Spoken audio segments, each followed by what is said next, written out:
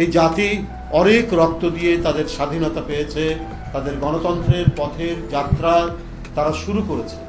সুতরাং এই জাতির এই যে অর্জন, এই অর্জনগুলো বৃথা না যায়। ক্ষুদ্র রাজনৈতিক স্বার্থে এই অর্জন যেন জলাঞ্জলি না হয়, এই দিকটা আমাদেরকে অবশ্যই দেখতে হবে।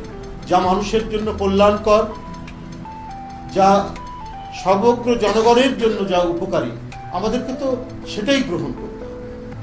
আজকে নানাভাবেই আমরা দেখেছি যে অধিকার রক্ষার জন্য, যে সাম্য মানবিক মর্যাদা প্রতিষ্ঠার জন্য ৭১-এর যুদ্ধ হয়েছে, যুদ্ধের পর মানুষ কিন্তু সেটি পায়নি, বারবার জনগণ বঞ্চিত হয়েছে।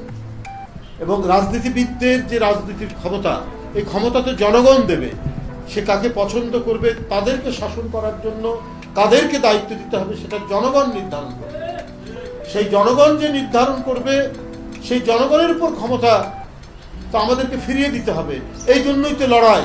হাসিনার মতো একটা দুর্বৃত্ত, সে শিশু, বাচ্চা, আহাত, তাকে হত্যা করতে দ্বিধা করেনি।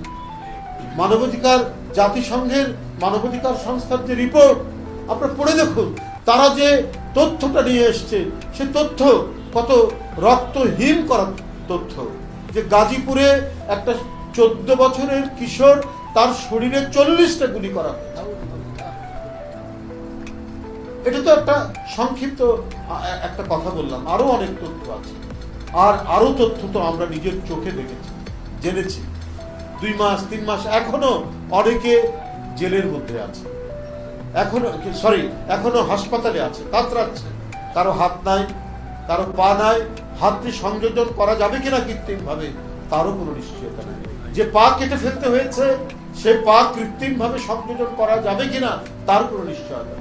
অথচ পার্শ্ববর্তী দেশ থেকে হাসিনা হুঙ্কার দেয় তার নেতা কর্মীদেরকে যে তোমরা আক্রমণ করো, মানে তার ভাষাটা বললে এরকম হবে, তোমরা নেমে পড়ো। তার যে মিনিমাম একটা অনুশোচনা থাকবে, তার যে একটা আত্ম অনুশোচনা থাকবে, নিজে যে একটা আত্মমন্থন করবে, সেটি তার মধ্যে নেই। এত রক্তপাত, যে শিশু বাচ্চার রক্ত পান করতে পারে, কিশোরের রক্ত পান করতে পারে, তরুণের রক্ত পান করতে পারে, তাদেরকে ওবায়দুল কাদের বলে এরা তখন রাজপথে, এরা রাজাকারের বাচ্চা। সেটারও উত্তর দিয়েছে এই বাচ্চারা কত সুন্দরভাবে, কবিতার ছন্দে। এরপরেও তাদের লজ্জা নাই।